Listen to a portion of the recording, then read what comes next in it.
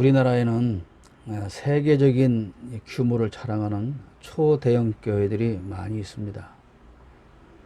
목회자는 그런 교회에서 목회하는 것을 자랑하고, 또 교인들은 그런 초대형 교회에 소속된 교인인 것을 자랑하기도 합니다. 자랑하는 것을 지나서 규모가 작은 교회에 소속된 목회자나 성도들을 무시하거나 얕잡아보고 교만에 빠지기도 합니다. 물론 이런 대형 교회로 키우기까지 저절로 된 것은 없습니다. 처음 개척할 당시에 그 목회자도 밥을 굶기도 했고, 또는 병든 몸을 돌볼 틈조차 없이 엄청난 고생을 했고, 그런 사실에 대해서 많은 사람들이 잘 알고 있습니다. 그러나 2층에 또는 반지하에 새들어 시작한 소형 교회들은 하루에도 몇 개씩 문을 닫고 사라져가고 있습니다. 목회자는 물론이고 목사의 아내로서 힘든 일을 하기도 하고, 자녀들의 교육비를 벌기 위해서 심지어 유흥업소에 나가서 일하는 이른바 사모들도 있습니다. 이런 모습을 바라보는 대형 교회는 자기네는 능력이 있지만 무너지는 교회는 무능하기 때문이라고 조소를 보내기도 합니다. 처음 개척할 당시부터 오늘날과 같은 초대형 교회로 만들기 위한 계획이 없었을 수도 있습니다. 그러나 목회자 한 사람만으로 교회는 커질 수가 없죠. 정말 이름 없이 빚도 없이 섬겼던 수많은 사람의 땀과 피와 열정이 묻어서 오늘날의 초대형 교회가 되었을 것입니다. 그런데 문제는 이렇게 교회의 규모가 점점 커짐에 따라서 개척할 당시의 초심을 다 잃게 되었다는 데 그 문제가 있습니다. 어떤 목사가 밥 굶으며 개척할 때에 내가 얼른 성공해서 가장 좋은 외제차를 타고 수억 원의 연봉을 받아야지, 그런 생각을 했을 거라고 생각하지는 않습니다. 그렇지만 그렇게 생각하지 않았을지라도 어느 날 보니까 교회의 규모가 초대형으로 커지고 만지는 돈은 억대로 늘어나고, 그러면서 그 돈을 보며 욕심이 생기게 되고 그 큰 돈을 자식에게 물려주려는 마음이 들고, 몇몇 사람들은 그래서 교회 안에서 실세가 되려고 합니다.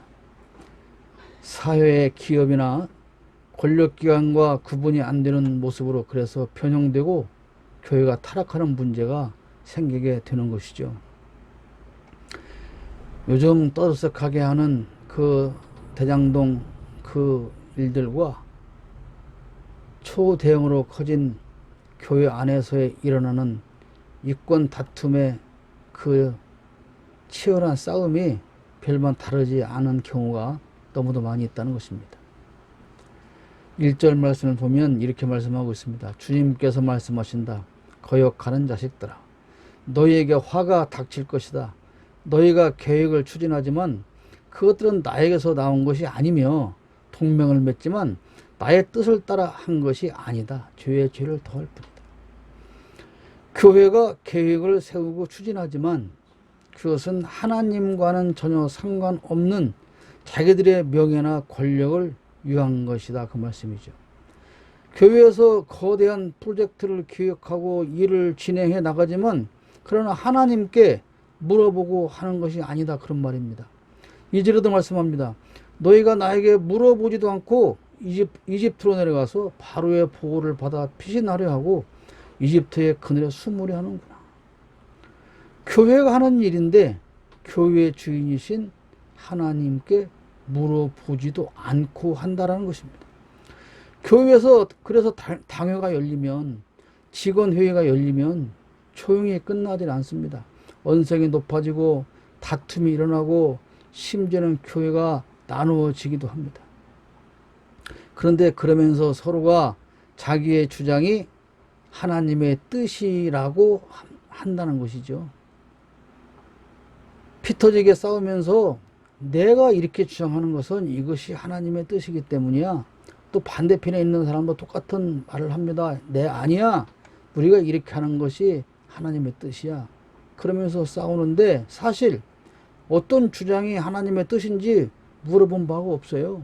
그냥 자기의 생각대로 옳다고 생각을 해서 자기들의 이익을 위해서 이렇게 하는 것이 우리 편이 더 많은 것을 누릴 수 있기 때문에 하면서 그것이 하나님의 뜻이라고 억지로 주장을 하는 것이죠. 요즘 그렇게 많이 나온 대통령 후보자들이 다 뭐라고 말합니까? 이것이 국민을 위한 것이다. 그렇게 말을 합니다. 국민을 위해서 대통령에 출마한 사람이 무당 앞에 가서 점이나 치고 손바닥에 왕자를 그려서 왕이 되겠다고 하는 것이 국민을 위한 것이고 국민의 뜻일까요? 대통령은 왕이 아닙니다. 대통령은 백성을 통치하고 다스리는 것이 아닙니다. 대통령은 국민을 섬기고 국민을 바르게 이끌고 가는 리더가 되어야 하는 것이죠. 그런데 자신의 출세나 성공을 위해서 대통령이 필요하기 때문에 왕이 되고자 하는 것입니다.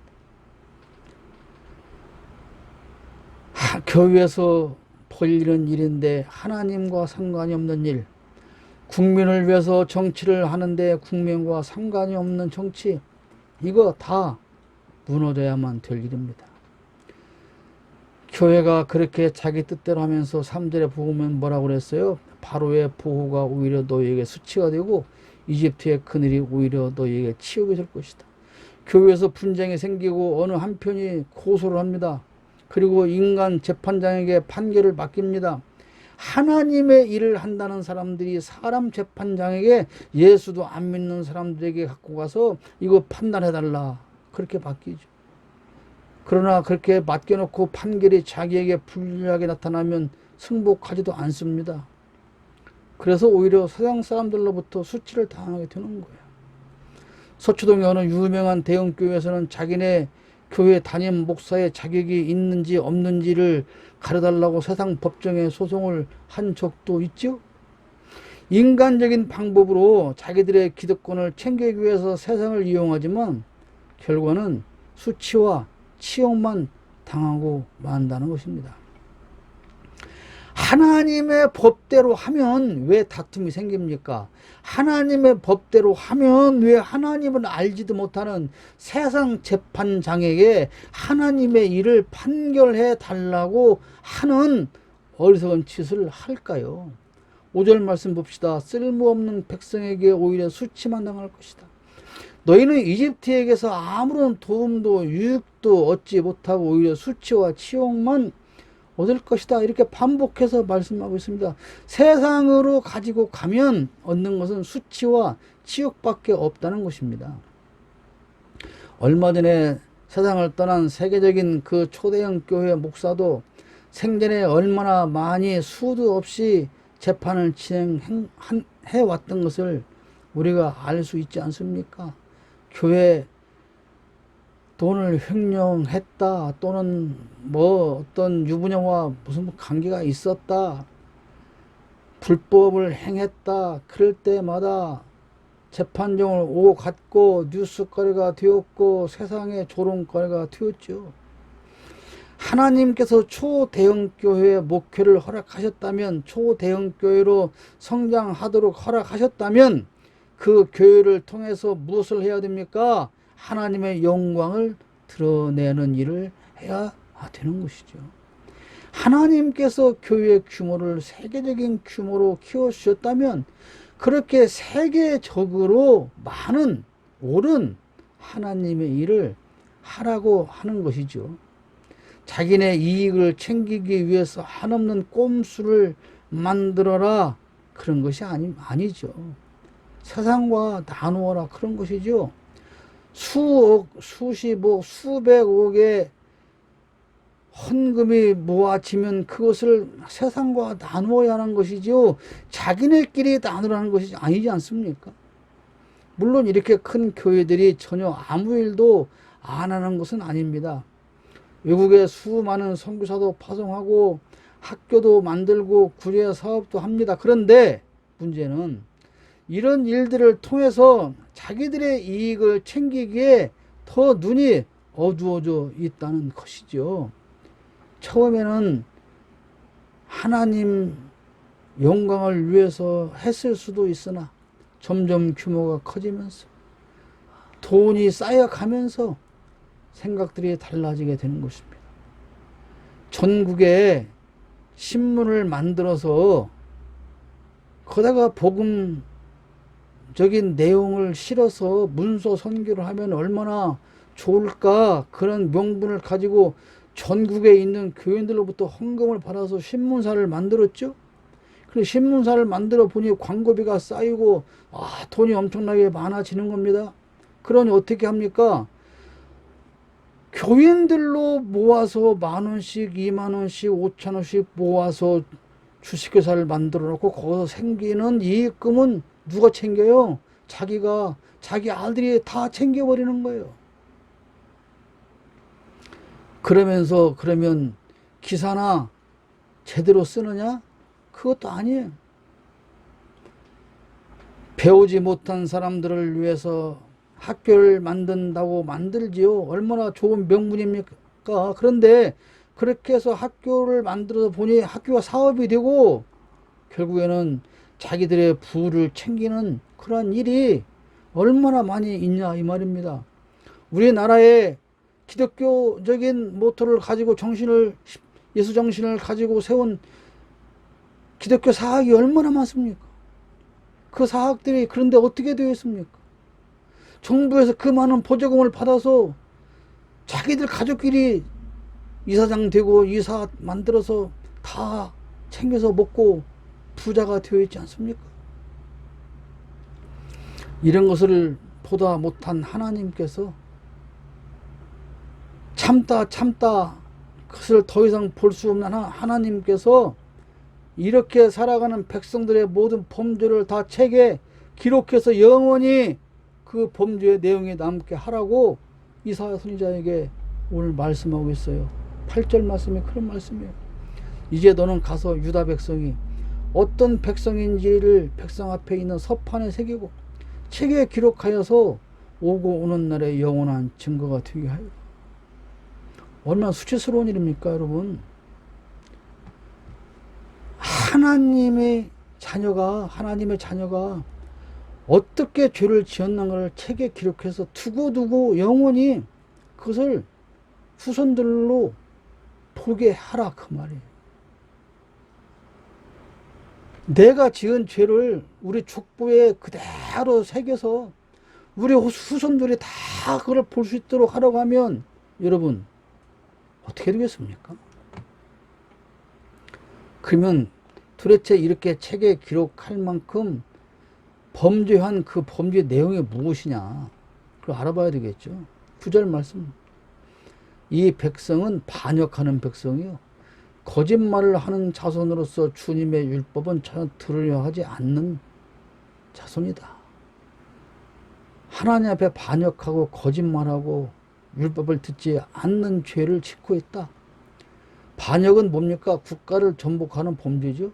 한마디로 통수권자를 몰아내고 제 마음대로 국가를 운영하겠다고 하는 것입니다. 그렇다면 하나님께 대한 반역은 무엇입니까? 마찬가지죠. 하나님을 완전히 무시하는 것을 말합니다. 하나님이 없는 것과 같은 삶을 사는 것을 말해요.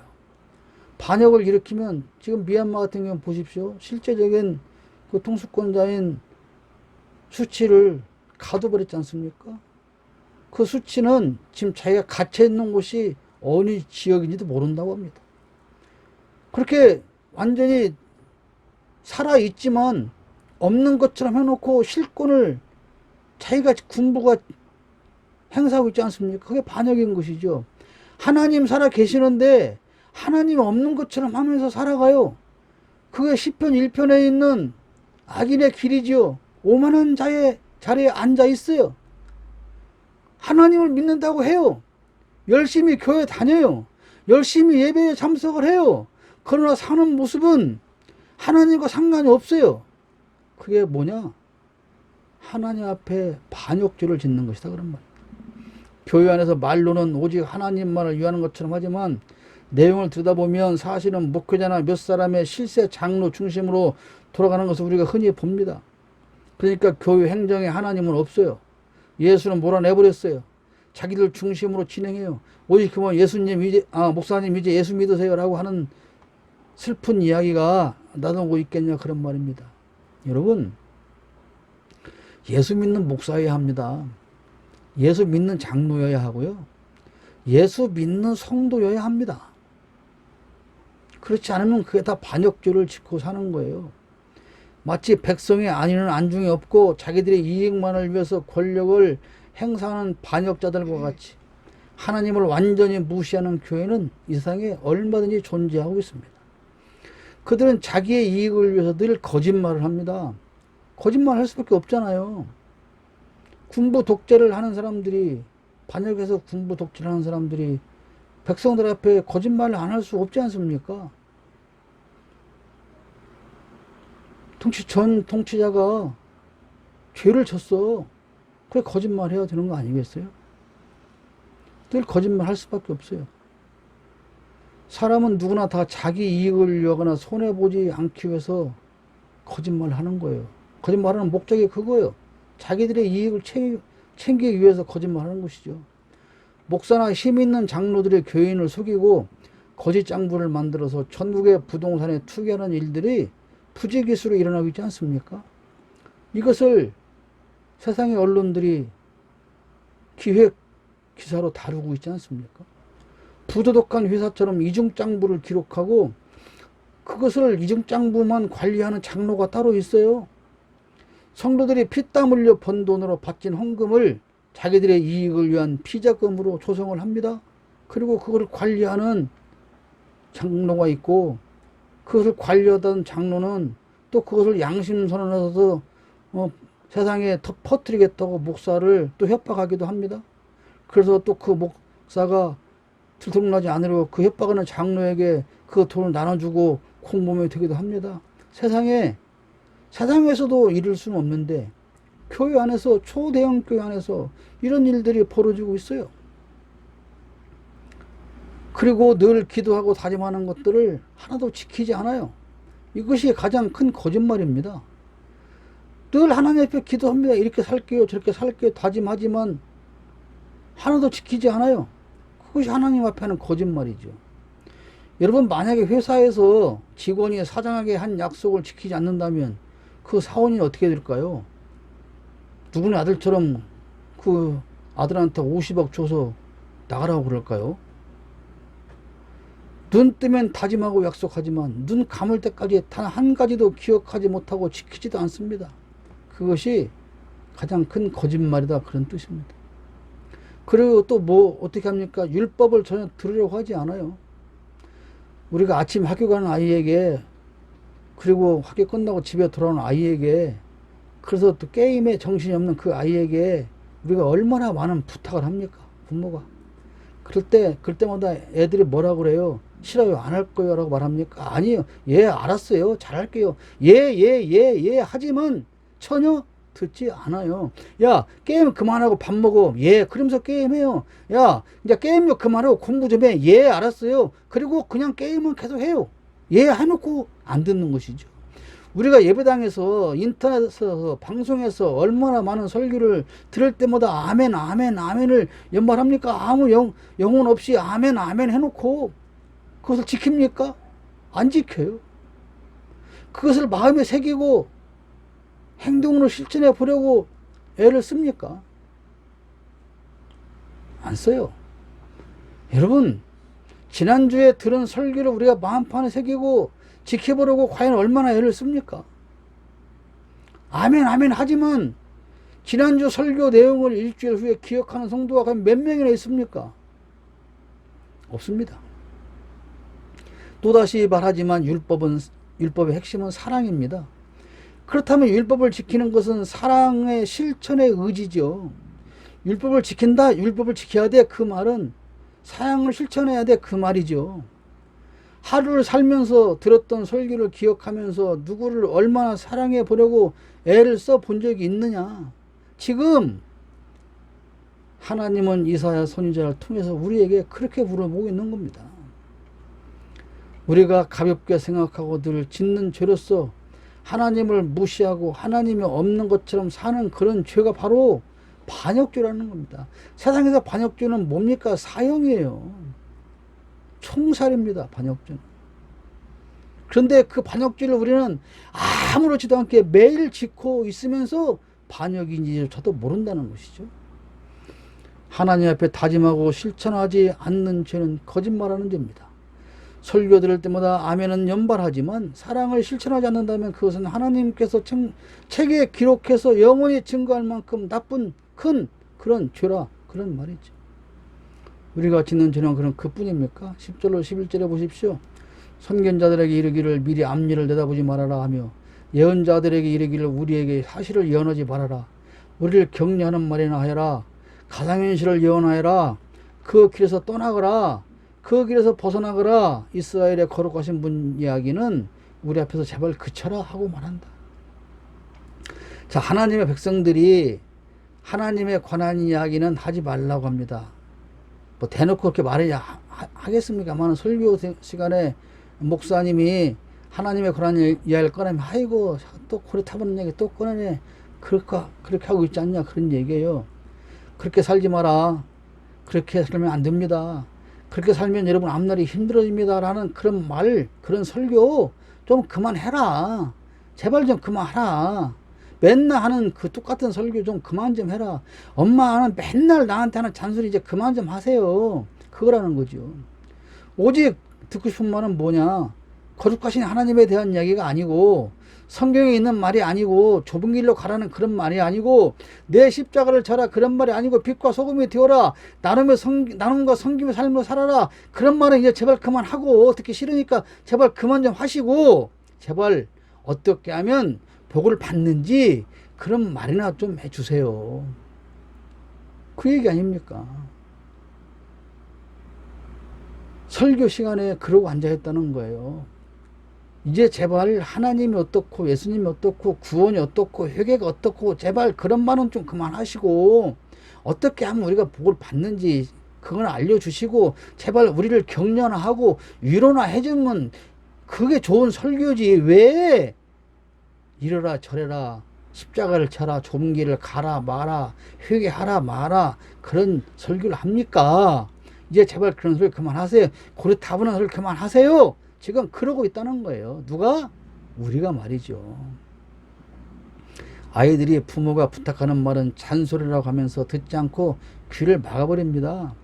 제발 잔소리 좀 그만하라 그래요. 예 하면서 또 잔소리 그러고 있는 것과 다를 바가 없다는 것이죠. 무조건 칭찬이나 하고 필요한 것이야 넉넉하게 챙겨주면 되지 왜 그렇게 잔소리를 합니까? 그러고 있다는 거 아닙니까? 부모를 업신여기고 못된 친구들과 어울리는 것에 대해서 더 치중한다면 그런 자녀는 부모의 사랑을 받지 못하게 되는 것이죠. 이렇게 죄만 짓고 있는 교회에 하나님의 경고가 이어집니다. 13절 우리가 안 읽었지만 13절 지금 보면 이 죄로 너희가 붕괴될 성벽처럼 될 것이다. 높은 성벽에 금이 가고 배가 불룩 튀어나왔으니 순식간에 갑자기 무너져 내릴 것이다. 튼튼하게만 보였던 댐이 홍수로 인해서 순식간에 무너진 것을 봅니다. 어저께 유튜브에서 우연히 타워라는 영화를 봤습니다. 초고층 호화 아파트를 지어놓고 떵떵거리면서 사는 그리고 거기에 입주한 사람들은 입주하지 못한 사람들을 완전히 개무시하면서 사는 그런 사람들이 호화 파티를 벌이다가 불이 나서 그 호화 아파트가 결국 무너져 내리는 그런 영화였습니다. 아무리 튼튼하게 보였던 댐도 홍수로 인해서 조그만 구멍으로 인해서 순식간에 무너지게 됩니다. 사람이 사는 아파트가 순식간에 무너져 버리는 것을 우리가 보고 있지 않습니까? 세계적인 규모를 자랑하는 초대형 교회라고 해도 하나님이 무너뜨리면 순식간에 무너질 수밖에 없습니다. 제 얘기입니까? 아니에요. 하나님이 하신 말씀이에요. 14절 보십시오. 14절 토기장의 항아리가 깨져서 산산조각 나듯이 너희가 그렇게 무너져 내릴 것이다. 아궁이에서 불을 담아낼 조각 하나 남지 않듯이 웅덩이에서 물을 퍼낼 조각 하나 남지 않듯이 너희가 사라질 것이다. 누가? 교회가. 초대형 교회라고 해도 하나님 범죄하면 그렇게 되고 말 것이다. 제 얘기입니까? 아니에요. 하나님께서 직접 우리에게 하시는 말씀이에요. 아무리 귀하게 빚은 도자기도 국보라고 해도 수천 년 된 가보라고 해도 순식간에 산산조각으로 부서질 수 있습니다. 그렇게 부서진 도자기는 쓰레기에 불과합니다. 수십억에 샀어도 부서지면 그냥 쓰레기예요. 유럽이나 미주에서 초대형 교회들이 다른 종교나 상업시설이나 심지어 유흥시설로 변하는 것을 우리가 얼마나 많이 보고 있지 않습니까? 여러분, 그 이스라엘에 가보십시오. 그 많던 교회들이 대부분이 다 이슬람이 차지하고 있잖아요. 아무리 큰 규모를 자랑해도 하나님이 기록하는 범죄의 목록에 포함된다면 살아남을 방법이 없어요. 그 로마의 시대에 그렇게 큰 돈을 지어서 지었던 호화로운 그런 교회들이 대부분이 이슬람교가 차지하고 있지 않습니까? 무너지는 건 하루아침에 하나님이 깨뜨리기 전에, 부숴버리기 전에 어떻게 해야 됩니까? 우리가 돌아와야 됩니다. 어디 맞기 전에 돌아와야 되는 거예요. 왜 맞기 전에 잘못했다고 사죄를 해야 되는 것입니다. 15절 봅시다. 주 이스라엘의 거룩하신 하나님께서 이렇게 말씀하신다. 너희는 회개하고 마음을 편안하게 하여야 구원을 받을 것이며 잠잠하고 신뢰하여야 힘을 얻을 것이다. 그러나 너희는 그렇게 하기를 바라지 않았다. 망하기 전에, 하나님이 부숴버리기 전에, 하나님이 무너뜨리기 전에 회개해야 되는데 그것을 바라지도 않고 있으니 결국 어떻게 됩니까? 하나님께서 경고하셨던 그대로 이스라엘은 산산조각이 나고 부서지고 망해버렸지 않습니까? 거대함을 자랑하며 오만한 자의 자리에서 지금 당장 내려와서 회개하지 않는다면 아무리 큰 교회라고 해도 결국 산산조각 나고 말 것이라는 하나님의 경고를 무시하지 말고 귀 기울여 듣고 마음에 새기는 한국교회가 되어야 할 것입니다. 설교를 통해서 우리가 들을 수 있는 하나님의 주시는 메시지는 경고와 위로입니다. 그러나 제가 요즘 계속 경고의 메시지를 전하는 이유는 그만큼 한국교회가 지금 위기에 처해 있기 때문입니다. 우리 모두는 회개하고 하나님께서 부숴버리기 전에 돌아오는 역사가 있어야 될 줄로 믿습니다.